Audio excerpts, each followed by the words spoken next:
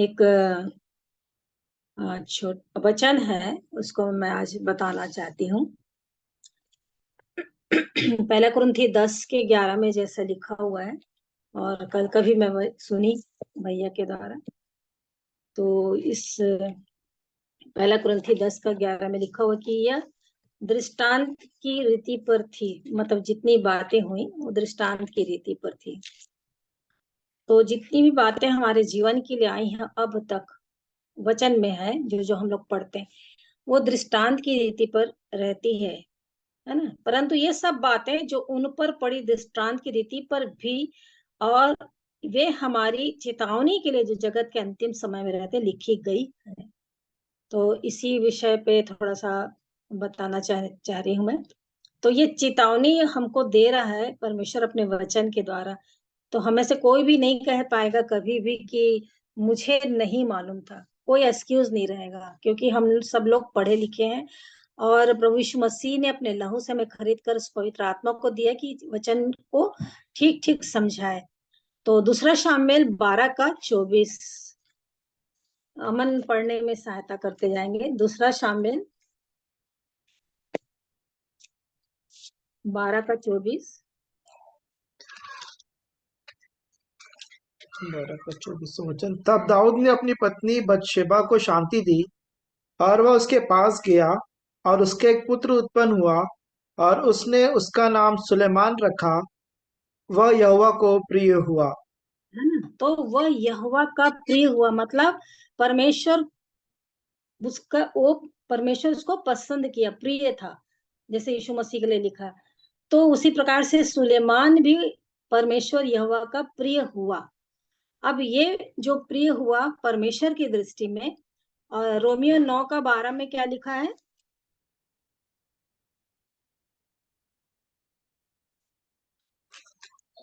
Romeo 12:9।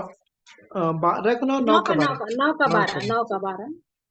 उसने कहा, जेठा नौ का छोटे का बारह 9:12। उसने कहा, जेठा छोटे का दास होगा। रोमियो 9:12 में। जी। अच्छा। नहीं तो अच्छा, 12 का इसलिए कि 9। परमेश्वर, मेरे में लिखा है इसलिए कि परमेश्वर की मनसा जो उसकी चुन लेने के अनुसार है, कर्मों के कारण नहीं परंतु बुलाने वाले पर बनी रहे। रोमियो 9:12।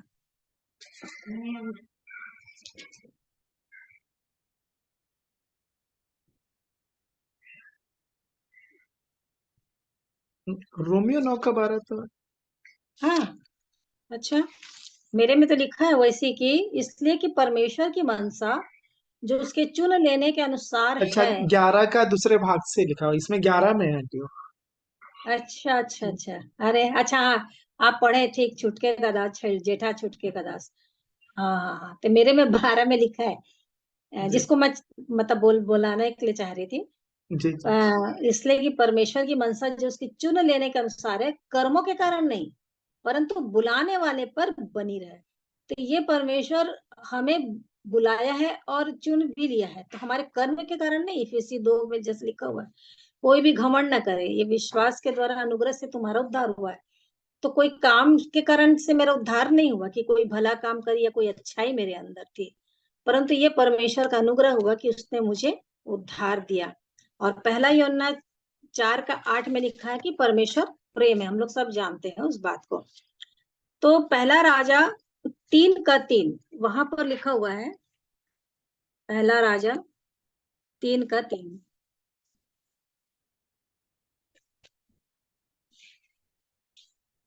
सुलेमान यहोवा से प्रेम रखता था और अपने पिता दाऊद की विधियों पर चलता तो रहा, परंतु वह ऊंचे स्थानों पर भी बलि चढ़ाया और धूप जलाया करता था। मतलब यहोवा का प्रिय हुआ, उसका नाम सुलेमान था। तो परमेश्वर ने प्रेम किया, प्रिय हुआ उसका। अब सुलेमान भी यहोवा से प्रेम रखता था, मतलब परमेश्वर भी किया और सुलेमान ने भी परमेश्वर से प्रेम रखा।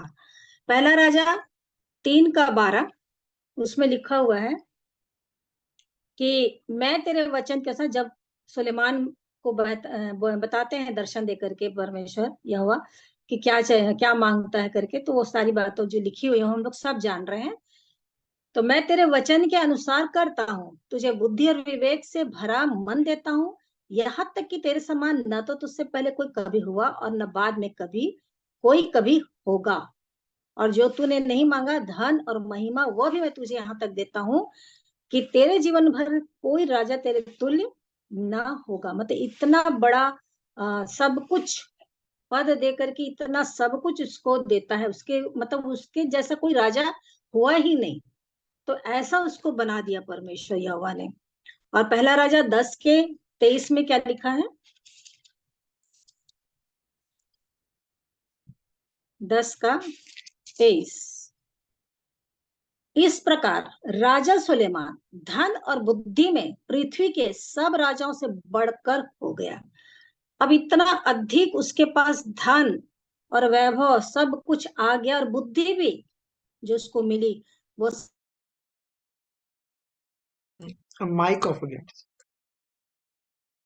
सब राजाओं से बढ़कर हो, इतना अधिक वो धन और बुद्धि में ये हो गया। और पहला राजा 4 का 31 से 34 तक अमन पढ़ दीजिए तो।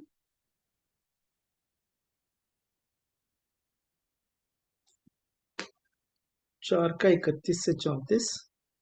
वह तो और सब मनुष्यों से वरन एतान, एज्रेही और हेमान और माहौल के पुत्र कलकोल और दर्दा से भी अधिक बुद्धिमान था, और उसकी कीर्ति चारों ओर की सब जातियों में फैल गई। उसने 3,000 नीति वचन कहे, और उसके 1,005 गीत भी हैं। फिर उसने लबानोन के देवदारुओं से लेकर भीत में से उगते हुए जूफा तक के सब पेड़ों की चर्चा की, और पशुओं, पक्षियों और रेंगने वाले जंतुओं और मछलियों की चर्चा की। और देश देश के लोग पृथ्वी के सब राजाओं की ओर से, जिन्होंने सुलेमान की बुद्धि की कीर्ति सुनी थी, उसकी बुद्धि की बातें सुनने को आया करते थे। तो इतना अधिक वो बुद्धि में और इतना अधिक हर चीज में निपुण हो गया कि पृथ्वी के सब राजा, देश देश के लोग उसकी कीर्ति सुन, बुद्धि की कीर्ति सुनने के लिए, बुद्धि की बातें सुनने के लिए आया करते थे। और 30 में लिखा है कि उसकी बुद्धि पूर्व देश के सब निवासियों मिस्रियों की भी बुद्धि से बढ़कर बुद्धि थी। इतना अधिक फेमस प्रसिद्धि उसको मिल गई थी कि बड़े बड़े राजा लोग उनके पास, सुलेमान के पास आने लग गए थे। तो उसके बाद पहला राजा 11 का 1, पहला राजा 11 का 1। अब ये परंतु सब कुछ था। हाँ। परंतु राजा सुलेमान फिरौन की बेटी और बहुत सी विजातीय स्त्रियों से, जो मोआबी, अम्मोनी, एदोमी, सिदोनी और हित्ती थीं, प्रीति करने लगा। 2। वे उन जातियों की थीं जिनके विषय में यहोवा ने इस्राएलियों से कहा था, तुम उनके मध्य में न जाना, और न वे तुम्हारे मध्य में आने पाए। वे तुम्हारा मन अपने देवताओं की ओर निसंदेह फेरेंगी। उन्हीं की प्रीति में सुलेमान लिप्त हो गया। हाँ, अभी वो बहन इंदिरा दीदी पढ़ रही थी, पहला सा प्रेम छोड़ दिया करके, प्रकाशित वाक्य 2 के 4 से। तो ये जो सुलेमान यहोवा का प्रिय हुआ, हम लोग पढ़े, और सुलेमान भी यहोवा से प्रेम रखने लगा था। लेकिन धीरे धीरे क्या हुआ? सुलेमान फिरौन की बेटी और बहुतेरी पराई स्त्रियों से, जो इतने प्रकार की स्त्रियां थी, उनसे वो बातें करने लगा, प्रीति करने लगा, जिनके विषय में परमेश्वर यहोवा ने मना किया था कि उनके बीच में तुम ना जाना। तो ये बातों को ये भूल गया। ये जो पहला प्यार था उसका उसने भुला दिया कि परमेश्वर मुझसे प्यार करता है और मैं भी परमेश्वर से प्रेम रखने लगा हूँ। ये बातें भूल गया। ये मतलब हमारे जीवन की सीखने के लिए बातें हैं कि बहुत सारी बातें आ जाती हैं तो पहला सा प्रेम खोने लग जाता है, लिप्त होने लग जाता है। क्यों? क्योंकि मेरा मन किस में लग गया है? और ये सुलेमान की तरह उसका मन देवताओं की ओर निसंदेह फेरेंगी, उन्हीं की प्रीति में सुलेमान लिप्त हो गया।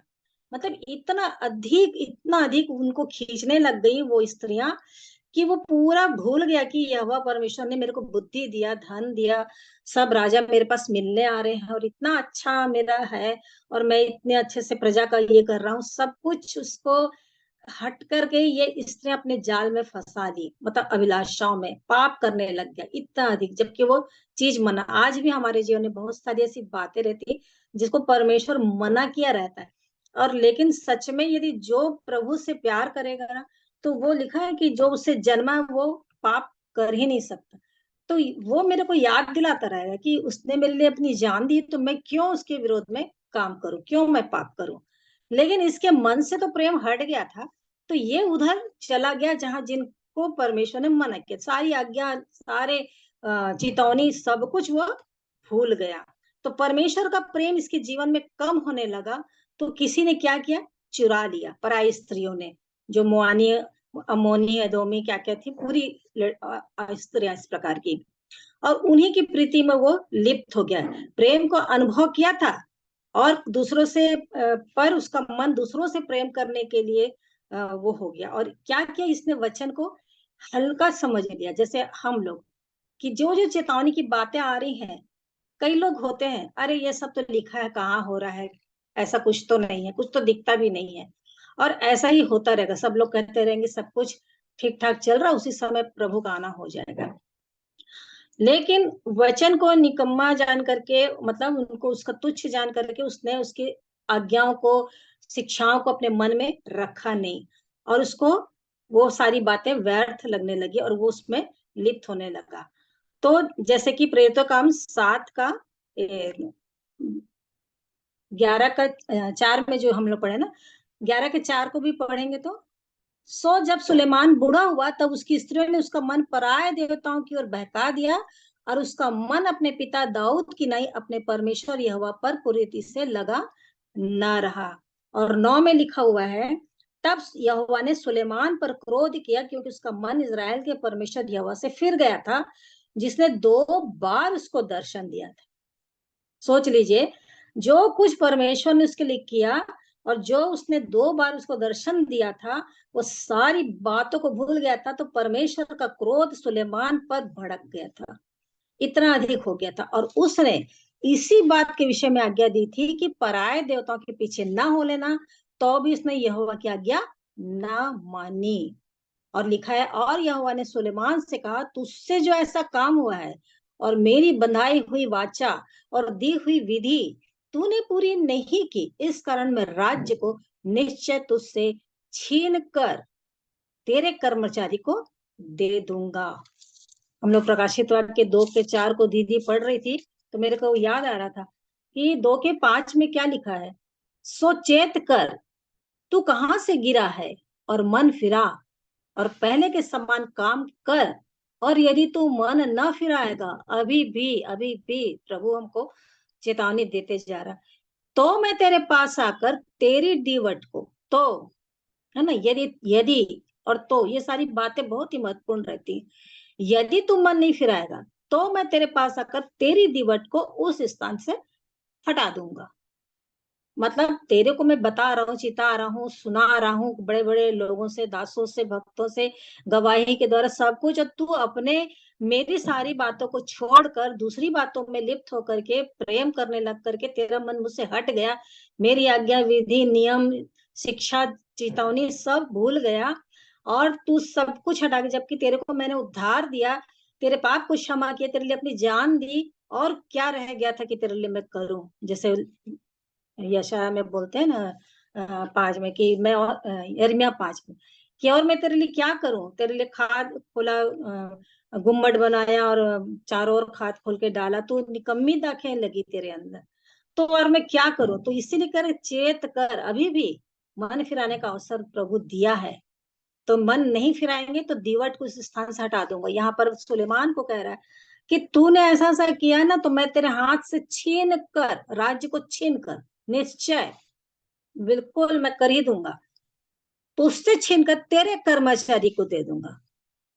मतलब इतना बड़ा सजा उसको देने लगा, उसको सुलेमान से कह रहा है, लिखा है यहोवा ने सुलेमान से कहा। तो ये परमेश्वर का उसके लिए बड़ी वो थी कि इसका मन हट गया था। प्रेरितों काम 7 उसका 32, उसमें 7 उसका 32 में लिखा है कि मैं तेरे बाप दादों इब्राहिम, इसहाक और याकूब का परमेश्वर हूँ। तब तो मूसा कांप उठा, यहाँ तक कि उसे देखने का हियाव न रहा। और 42 में लिखा है, सो परमेश्वर ने मुंह मोड़कर उन्हें छोड़ दिया कि आकाशगण पूजे, जैसा भविष्यद्वक्ताओं की पुस्तक में लिखा कि हे इज़राइल के घराने, क्या तुम जंगल में 40 वर्ष तक पशु बलि और अन्न बलि मुझी को चढ़ाते थे, और तुम मोलेक के तंबू, रिफान देवता के तारे को लिए फिरते थे, अर्थात उन आकारों को जिन्हें तुमने दंडवत करने के लिए बनाया था, सो मैं तुम्हें बाबुल के परे ले जाकर बसाऊंगा। मतलब इस कारण से वो उस समय से लोग इस प्रकार का काम कर रहे थे, तो ये बातें उस समय भी हो रही थी, और वो मूर्ति पूजा में जो फंसे हुए थे। और इसलिए जो सुलेमान है, परमेश्वर की ओर से उसका मन हट गया प्रेम करने के, जो कि 2 बार उसको दर्शन दिया था, और वो दूसरी देवताओं के कारण फिर गया। कारण क्या था? स्त्रियां। तो इसी प्रकार से हमारे जीवन में संसार, स्त्रियां माने जो संसारिक बातें हैं, मिस्र की स्त्रियां, या जो भी अमोनी, जो हम लोग अभी पढ़े, हित्ती, एदोमी जो भी हैं, तो ये स्त्रियों ने ऐसा कर दिया था। लेकिन ये जो बातें हुई थी, ये व्यवस्था में उसको बताई गई थी, व्यवस्था विवरण 17 उसका 16। जैसे हमको ये वचन दे दिया परमेश्वर, है ना, तो उसी प्रकार से उस समय सुलेमान को मालूम था व्यवस्था विवरण 17 का 16। पढ़िएगा तो अमन। और वह बहुत घोड़े न रखे, और न हाँ इस मनसा से अपनी प्रजा के लोगों को मिस्र में भेजे कि हाँ उसके पास बहुत से घोड़े हो जाएं, हाँ। क्योंकि यहोवा ने तुमसे कहा है कि तुम उस मार्ग से फिर कभी ना लौटना। हम्म। और वह बहुत स्त्रियां भी न रखे, हाँ। ऐसा न हो कि उसका मन यहोवा की ओर से पलट जाए, और न हम्म। वह अपना सोना रूपा बहुत बढ़ाए। हम्म। है ना। और जी। हाँ आगे। हाँ हाँ। और जब वह राजगद्दी पर विराजमान हो, तब इसी व्यवस्था की पुस्तक जो लेवी याजकों के पास रहेगी, उसकी एक नकल अपने लिए कर ले, हाँ। और आगे। और वह उसे अपने पास रखे, और अपने जीवन भर उसको पढ़ा करे, जिससे वह अपने परमेश्वर यहोवा का भय मानना और इस व्यवस्था और इन विधियों की सारी बातों के मानने में चौकसी करना सीखे, जिससे वह अपने मन में घमंड करके अपने भाइयों को तुच्छ न जाने, और हम्म। इन आज्ञाओं से न तो दाहिने मुड़े और न बाएं, जिससे कि वह और उसके वंश के लोग इसराइलियों के मध्य बहुत दिनों तक राज्य करते रहें। है ना।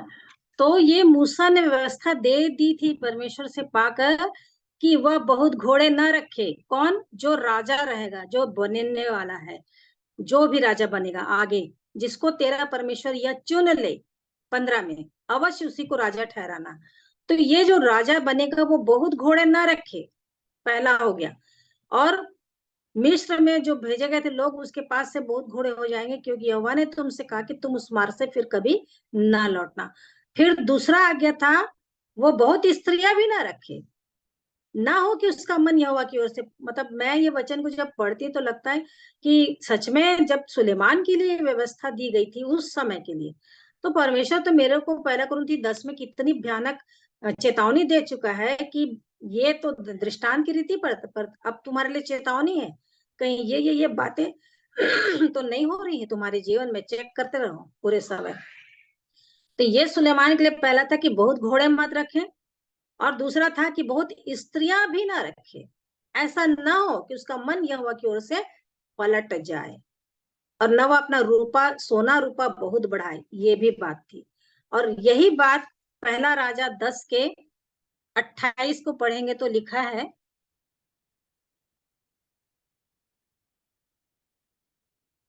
अम्मान पढ़िए तो, पहला राजा 10 का 28। और जो घोड़े सुलेमान रखता था, वह मिस्र से आते थे, और राज्य के व्यापारी उन्हें झुंड झुंड करके ठहराए हुए दाम पर लिया करते थे।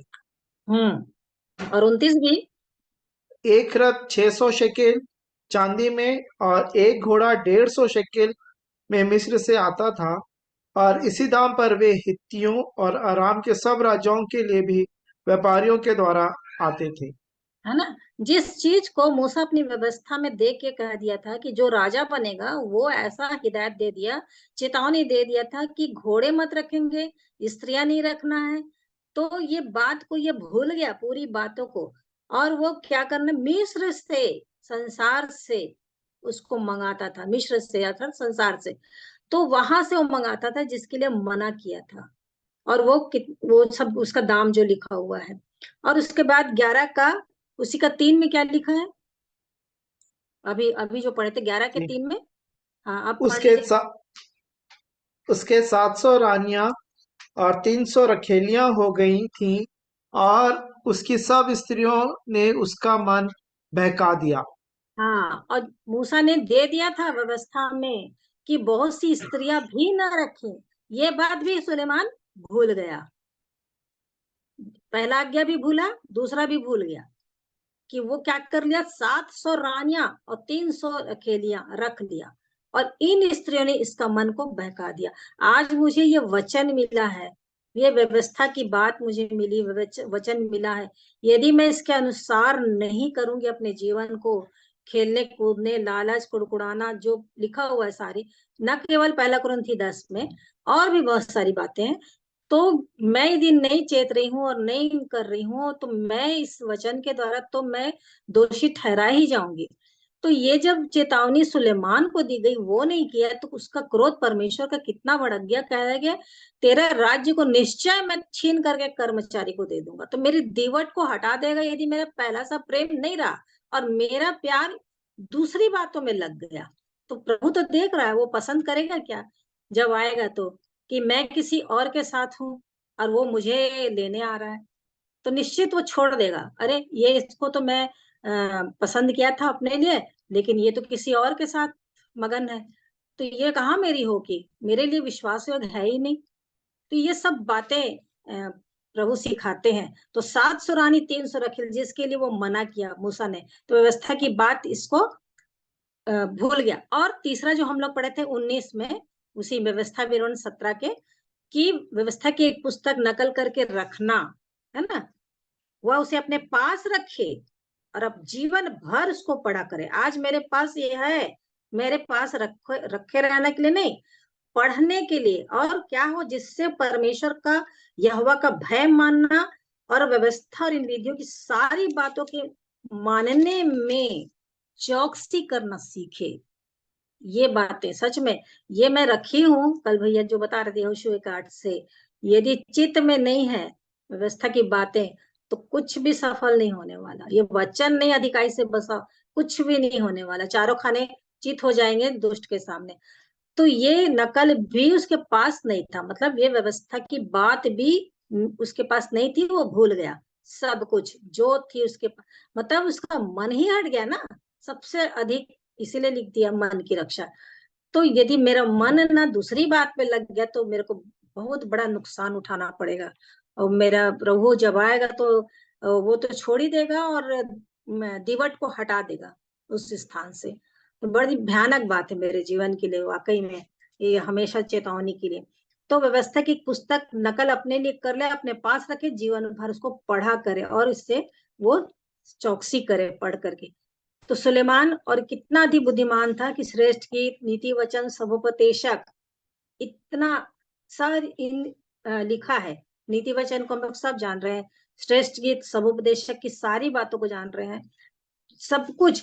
पर पता नहीं वो खुद पढ़ता पढ़ता था कि नहीं था, नहीं मालूम। तो फिर क्यों वो प्रभु के प्रेम से दूर हो गया?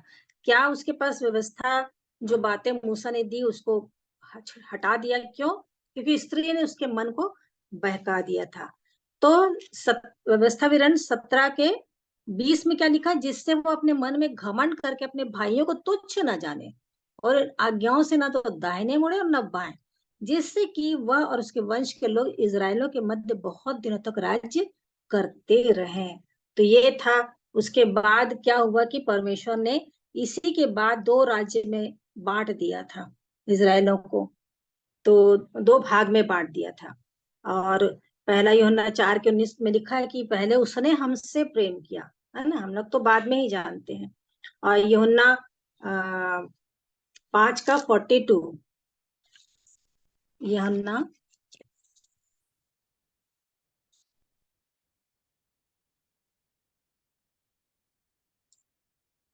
5:42। हाँ परंतु मैं तुम्हें जानता हूँ कि तुम में परमेश्वर का प्रेम नहीं। हाँ। तो ये कहीं परमेश्वर मुझसे न कहे कि मेरे अंदर परमेश्वर का प्रेम नहीं, क्यों? मेरा प्रेम कहीं और लग गया है। जैसे कि यिर्मयाह 2:20 मुझको अभी याद आ रहा है, उसको मैं पढ़ लेती हूँ। प्रभु दिखा रहे हैं, यिर्मयाह 2:20 ही है।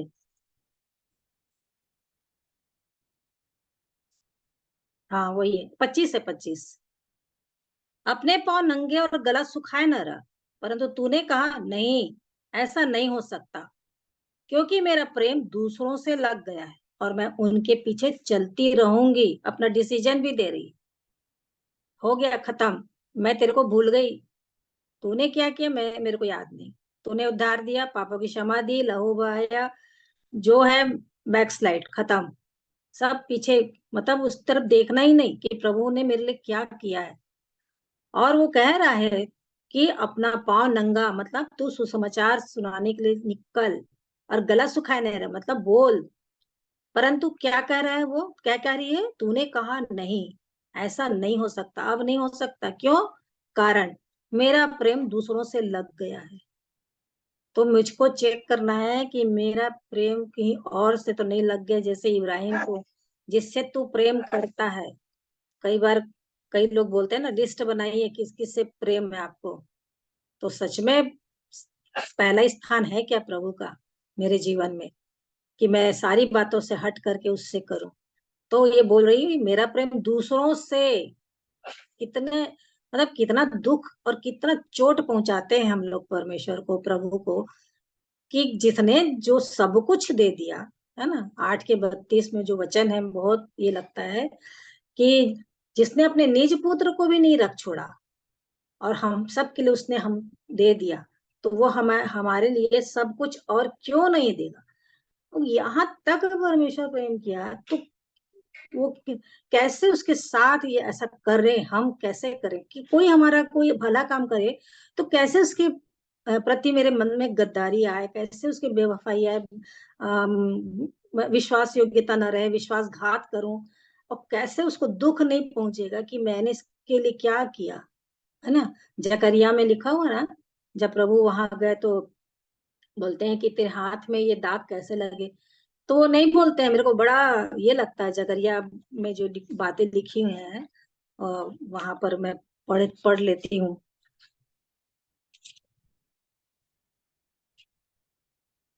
13 के 6 में, तब उसे यह पूछा जाएगा, तेरी छाती पर ये घाव कैसे हुए?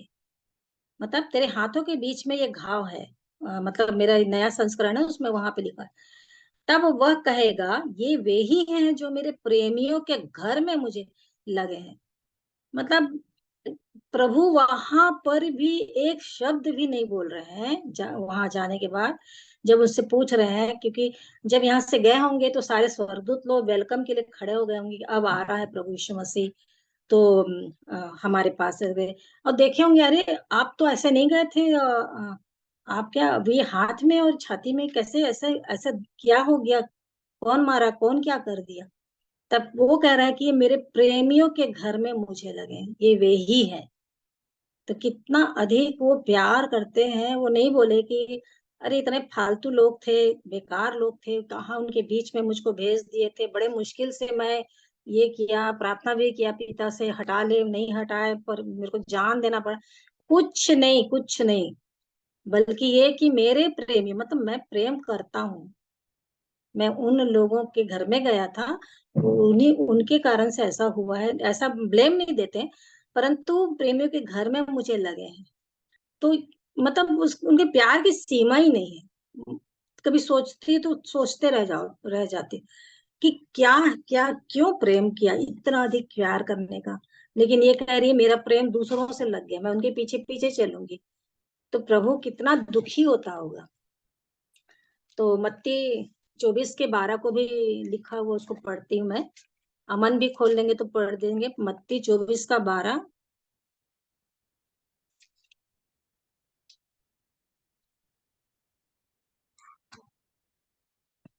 अधर्म के बढ़ने से बहुतों का प्रेम ठंडा पड़ जाएगा। यही कारण है कि अधर्म के बढ़ने से बहुतों का प्रेम, हम में से बहुतों का प्रेम ना इन अंतिम दिनों में यदि कम होता, ठंडा हो रहा है, तो ये यदि वो प्रकाशित वाक्य 3 में लिखा है ना, तो ठंडा है ना गर्म, गुनगुना, तो मैं उगल दूंगा। तो ये बहुतों का प्रेम ठंडा हो रहा है, इसी प्रेम को गर्म रखना है प्रभु के लिए। तो इसलिए इन बातों के लिए प्रभु का धन्यवाद करती हूँ कि वो जो उसने चिताया कि व्यवस्था को दे करके भी उसको याद नहीं रहा, और मुझको भी ये वचन दिया है चेतावनी के लिए, तो मेरा मन इसी में लगा रहे। प्रभु मेरी सहायता करे, आप सबों को भी आशीष दे और आप सबकी भी सहायता होने पाए, कि जिन बातों को सुलेमान को हिदायत दिया, सुलेमान भूल गया। घोड़े नहीं रखना, स्त्रियां नहीं रखना, इसकी एक नकल रखना, पढ़ना, सब भूल गया वो। और इसलिए परमेश्वर का क्रोध उस पर हो गया, और वो सच में उसके राज्य को छीन करके दूसरे के हाथ में दे दिया। तो ऐसा ना हो कि मेरी दीवट को हटा दे वहां से, तो मेरा पहला सब प्रेम खो गया। सब कुछ कर रही हूँ, और बोलेगा तू थकती नहीं, तू बुराई देख नहीं सकती, सब कुछ जो बहन पढ़ रही थी इंदिरा दीदी, लेकिन तू तो प्यार ही नहीं करती, तो ये सब काम कर ले, मैं इससे थोड़ी ना खुश हो जाऊंगा। मैं तो तुझे चाहता हूँ, तू अपना समय दे, तू मेरे साथ बैठ, मैं तेरे साथ बात करूं, और तू और मैं फिर हम दोनों बात करें, हमारे बीच में कोई ना रहे। ऐसा तू समय दे ना, तब तो होगा हम दोनों का प्रेम का संबंध। तब तू मेरे से प्यार करेगी ना, तब तो मैं जानूंगा ना, तब मैं भी तो इससे प्रेम करता रहूंगा। जो मैंने किया है उस बात को तू समझ अच्छी तरीके से कि मैंने क्या किया है। प्रभु मेरी सहायता करे, और भी कि सच में उसने मुझको हमेशा अपने प्रेम में ही बांध के रखा है। तो प्रभु की सहायता और आप सबको शालोम। चलो आंटी जी, परमेश्वर पिता का धन्यवाद देते हैं कि इस बात को जांचने के लिए प्रभु का वचन हमारे पास आया है कि हमारा प्रेम किस तरफ है, किससे प्रेम कर रहे हैं प्रतिदिन के जीवन में, हमारी क्या इच्छाएं हैं। और इसके लिए प्रभु ने मुझे 2 वचन दिखाए, मैं उसको पढ़ लूंगा, फिर उसके बाद हम अंतिम प्रार्थना करेंगे। मत्ती 6 के 24 में ऐसा लिखा है, कोई मनुष्य 2 स्वामियों की सेवा नहीं कर सकता, क्योंकि वह एक से बैर और दूसरे से प्रेम रखेगा, या एक से मिला रहेगा और दूसरे को तुच्छ जानेगा। तुम परमेश्वर और धन दोनों की सेवा नहीं कर सकते। और एक और वचन याकूब 4, और उसका मैं पढ़ लूंगा 4थे वचन से, या एक से ही पढ़ लेता हूं मैं, याकूब 4 का 1 से आगे। तुम में लड़ाइयां और झगड़े कहाँ से आ गए? क्या उन सुख विलासों से नहीं जो तुम्हारे अंगों में लड़ते भिड़ते हैं? तुम लालसा रखते हो और तुम्हें मिलता नहीं, इसलिए तुम हत्या करते हो। तुम डाह करते हो और कुछ प्राप्त नहीं कर पाते, तो तुम झगड़ते और लड़ते हो। तुम्हें इसलिए नहीं मिलता कि मांगते नहीं। तुम मांगते हो और पाते नहीं, इसलिए कि बुरी इच्छा से मांगते हो, ताकि अपने भोग विलास में उड़ा दो। हे व्यभिचारिणियों, क्या तुम नहीं जानती कि संसार से मित्रता करनी परमेश्वर से बैर करना है? अतः जो कोई संसार का मित्र होना चाहता है, वह अपने आप को परमेश्वर का बैरी बनाता है। वही वो प्रेम का विरुद्ध बैरी। और 4था वचन फिर से पढ़ूंगा, हे व्यभिचारिणियों, क्या तुम नहीं जानती कि संसार से मित्रता मित्रता करनी परमेश्वर से बैर करना है? अतः जो कोई संसार का मित्र होना चाहता है, वह अपने आप को परमेश्वर का बैरी बनाता है। क्या तुम यह समझते हो कि पवित्र शास्त्र व्यर्थ कहता है, जिस आत्मा को उसने हमारे भीतर बसाया है, क्या वह ऐसी लालसा करता है जिसका प्रतिफल डाह हो? वह तो और भी अनुग्रह देता है। इस कारण यह लिखा है, परमेश्वर अभिमानियों का विरोध करता है, पर दीनों पर अनुग्रह करता है। इसलिए परमेश्वर के अधीन हो जाओ और शैतान का सामना करो, तो वह तुम्हारे पास से भाग निकलेगा। परमेश्वर के निकट आओ, तो वह भी तुम्हारे निकट आएगा। हे पापियों, अपने हाथ शुद्ध करो, और हे दुचित्ते लोगों, अपने हृदय को पवित्र करो। दुखी हो और शोक करो और रो। तुम्हारी हंसी शोक में और तुम्हारा आनंद उदासी में बदल जाए। प्रभु के सामने दीन बनो, तो वह तुम्हें शिरोमणि बनाएगा।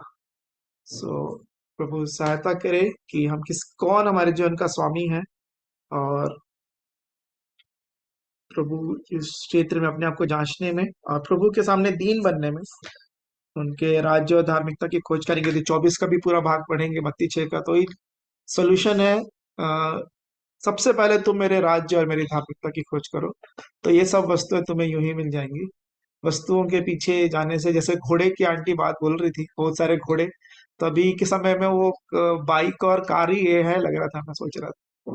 और प्रभु दया करे, और भी जो बाकी चीजें हैं उन बातों के पीछे ना जाए कि कुछ लोग एक ऐसा प्रकार का भी सुसमाचार आ गया कि प्रभु के पास आएंगे तो आपको घर घर गाड़ी बंगला वो सब मिलेगा, इस प्रकार का सुसमाचार है। प्रभु देते हैं, लिखा है कि उनके लोगों को वो उनकी आवश्यकता की हर एक चीजें देंगे, लेकिन वो नहीं सिखाते कि जितने प्रभु में चलना चाहते हैं वो सब सताए जाएंगे।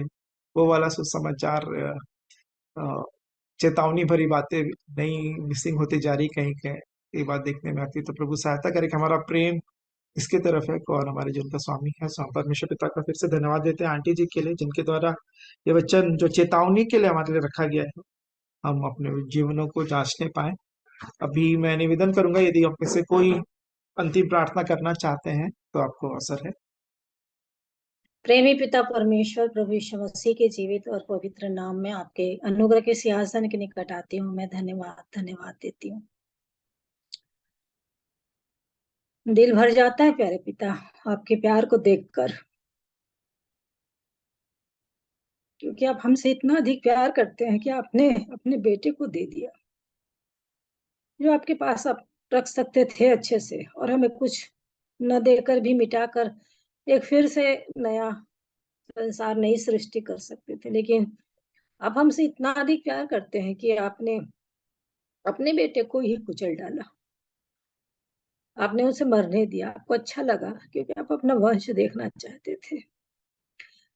अद्भुत और अद्भुत अगापे प्रेम है प्यारे पिता आपका। हम केवल आपके प्यार को ही समझते हैं, क्योंकि आपके सामने हम कुछ भी नहीं है, लेकिन आप सब कुछ देते चले जाते हैं हमें, जो हम मांगते भी नहीं फिर भी आप देते हैं। कितने उपकार, कितने आशीषें, कितने काम, कितने आश्चर्य कर्म, कितनी भलाइयां आपने की हैं, उसकी गिनती नहीं है। दाऊद कहता है कि यहोवा ने जितने उपकार किए उसका बदला मैं क्या दूं। मैं उद्धार का कटोरा उठाकर यहोवा से प्रार्थना करूं। हाँ प्यारे पिता, धन्यवाद हो कि प्रभु यीशु मसीह के लहू के द्वारा एक संबंध जो आपसे हुआ, तो हमने संकोच ने बेधड़क आपके सामने सब कुछ कहकर आपसे बातें कर सकते हैं और दिल की बातों को कह सकते हैं। और एक आप ही हैं पिता, जो आप हमारी सुनते हैं और हमें हर तकलीफ मुसीबत से भी बचाते हैं, और ना भी बचाते हैं तो भी हमें सिखाते हैं।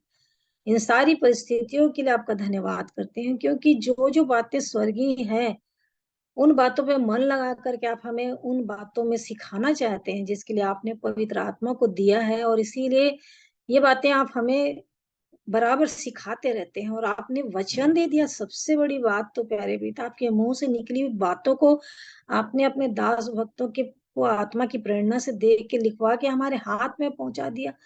कितनी अद्भुत, कितना बड़ा खजाना है, कितना बड़ा धन है जो बहुमूल्य है। यदि हम इसकी कदर न करें, इसको अपने हृदय में न बसाएं, ये हमारा जीवन न बने, तो सब व्यर्थ है। क्योंकि जो आपने दिया है उद्धार, पापों की क्षमा यीशु मसीह के लहू से, वो बेशकीमती लहू है प्रभु। हमने कुछ नहीं किया, कुछ नहीं किया, जैसे ऐसे आपके पास आ गए और आपने हमको क्षमा कर दिया, हमारे सारे पापों को भूल गए, मिटा डाले, याद नहीं किए। हम तो याद भी कर लेते हैं कभी कभी कि हम ऐसा करते थे, लेकिन आप कहते हैं मैं तो याद भी नहीं करूंगा, मैं इतना प्यार करता हूँ। अद्भुत प्यार है प्रभु आपका। और इसीलिए आपने जो आज के दिन में वचन के द्वारा दिखाया कि आप उस समय भी चिता रहे थे सुलेमान को कि घोड़े मत रखना, मिस्र से नहीं लाना, लेकिन उसने वही किया जैसे बेटे ने भी कहा। सच में प्रभु जी, घोड़े अर्थात जो आजकल के ये बाइक और कार है, और भी इच्छा है और भी लालसा, ये नहीं तो वो दूसरा, दूसरा नहीं तो तीसरा। सच में प्यारे प्रभु जी, आपने कहा कि स्त्रियां नहीं रखना, व्यवस्था दे दी, लेकिन उसने वही काम किया। इस पुस्तक की व्यवस्था की एक नकल रखना और हमेशा पढ़ना, इसको मानने की चौकसी करना, सब कुछ भूल गया। तो प्रभु जी ऐसा नहीं होने पाए, कभी नहीं होने पाए, क्योंकि जो आपने किया है वो कोई नहीं करता, कोई कर ही नहीं सकता जो यीशु मसीह ने किया। आपके इस प्रेम के बदले हम कुछ भी नहीं दे सकते, केवल धन्यवाद देते हैं प्रभु जी। जो बलिदान आपने किया, जो खून आपने बहाया, वो इस देह के लिए अपनी तोड़ करके आपने जो हमारे लिए दे दिया, प्रभु मैं आपका धन्यवाद करती हूँ। और वचन के लिए कि आप चेतावनी भरा वचन दे दे के हमें बताते रहते हैं, क्योंकि अंतिम समय है और पलक झपकते जैसे चोर रात को आता, ऐसा हो जाने वाला है और हम सोच भी नहीं सकते वैसा हो जाएगा। और कई बार इस बात का एहसास आप दिलाते हैं प्रभु जी। अचानक से लगता है कि खुद है ही नहीं यहाँ, और फिर बाद में सुबह लगता है कि अरे हम तो हैं। धन्यवाद हो प्यारे प्रभु जी, इसलिए हम कभी भी गफलत में और इस दुनिया संसार की चिंताओं में, मतवालेपन में, न ही खुमारपन में, किसी भी बात में लिप्त न रहने पाए जैसा वो लिप्त हो गया। ये सब हमारे लिए चेतावनी के लिए प्यारे प्रभु। और कभी आप न कहने पाए कि तेरा पहला सा प्रेम कहाँ गया, और वो कह ये भी ना होने पाए कि मैं आपसे प्रेम नहीं करती, मेरा प्रेम कहीं और दूसरे से लग गया है। नहीं प्रभु जी, कभी भी नहीं, ये दिल से कभी उतरने भी ना पाए कि आपने कुछ नहीं किया, आपने इतना किया है, इतना किया है कि उसकी कोई था नहीं है, कुछ गिनती नहीं है, हम कभी नाप ही नहीं सकते आपके कामों के लिए, आपके प्रेम के बखान के लिए प्रभु जी। सो सारी बातों के लिए मैं आपका हृदय से धन्यवाद देती हूँ प्रभु जी, और दिल भर आता है प्यारे प्रभु जी। और आपके सामने प्रभु जी उस प्यार के आगे बस आंसू ही बहते हैं, क्योंकि प्रभु आप सच में प्रभु जी, जो आपके पास आता है ना तो वो केवल रोता ही है, क्योंकि आपके प्यार को देखता रहता है। आप स्वर्ग को, पृथ्वी और सारी सृष्टि को बनाने वाले, आपकी दृष्टि केवल मुझ पर कैसे हो गई, मेरे प्रयोग पर कैसे हो गई इतने लोगों में। ये आपकी बहुत बड़ी करुणा है, अनुग्रह है, दया है प्रभु जी। इसको व्यर्थ मैं नहीं जाने दूंगी, और कभी दुष्ट इसे चुराने भी नहीं पाएगा। इसलिए प्रभु जी मैं इसमें चलूंगी ही, मैं ये निर्णय कहती हूँ। दाऊद जिस प्रकार से 119 में प्रभु जी एकदम निर्णय लेता, निश्चय मैं तेरे वचन पर चलने का निश्चय ले लिया हूँ, तेरे वचन पर चलूंगा ही। हाँ प्रभु जी, ऐसा ही मेरे जीवन में भी होने ही पाए, मेरे प्रियो के जीवन में होने पाए, कर सकूं ऐसा नहीं प्रभु जी। मैं निश्चयता लेती हूँ, मैं ठान लेती हूँ प्रभु, मैं वचन के अनुसार ही चलूंगी, क्योंकि आपने पवित्र आत्मा दिया और वो व्यर्थ नहीं है। वो बहुत ही पराक्रमी परमेश्वर पवित्र आत्मा है, जो मेरे को हर बात में सहायता करेंगे। सो प्रभु जी मैं आपका धन्यवाद करती हूँ, मेरे सारे हर एक भाई बहनों के लिए धन्यवाद देती हूँ, और जितने जो भी प्रार्थनाओं को उन्होंने किया है आज के दिन में प्रभु जी, वो सब आपने सुना है। और बहन इंदिरा के पति के लिए, उमेश भाई के लिए भी प्रार्थना करते हैं, जिनको ब्लैक फंगस जो हुआ आंख में, प्रभु यीशु मसीह आपके लहू में होकर के जल्द से जल्द पूरी चंगाई को पाने, शामिल आंटी की भी सहायता करें प्रभु जी, वो भी विश्वास में दृढ़ बनी रहे प्रभु जी, और कभी भी विचलित भी ना हो, निराशा ना रहने पाए। पिंकी पीटर के लिए भी प्रभु जी, ज्योत्सना पीटर के लिए भी प्रार्थना करती हूँ, सारी शारीरिक तकलीफ भी दूर हो और आत्मिक जीवन में आगे बढ़ने पाए, जैसे उसने कहा कि मैं इसमें आगे बढ़ूं, ये प्रार्थना करें। हाँ प्रभु जी, हर एक की सहायता करें, ताकि सब लोग, हम सब एक साथ बढ़े प्रभु जी, और हम अंतिम समय में एक साथ मिल मिल करके प्रभु जी और भी आपकी आत्मिक बातों में बढ़ करके आगे बढ़ते चले जाए। सब बातों के लिए धन्यवाद करती हूँ, विनती प्रभु यीशु मसीह के नाम से मांगती हूँ, आमीन।